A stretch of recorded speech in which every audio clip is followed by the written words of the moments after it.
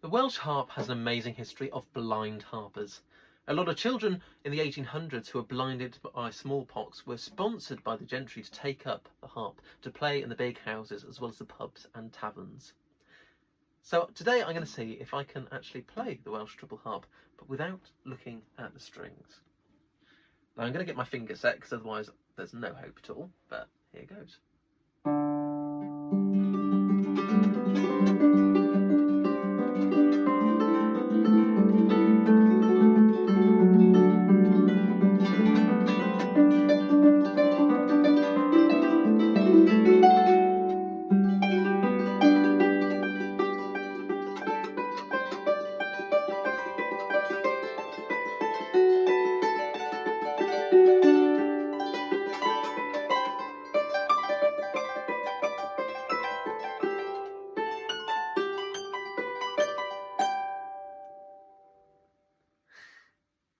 Not too bad.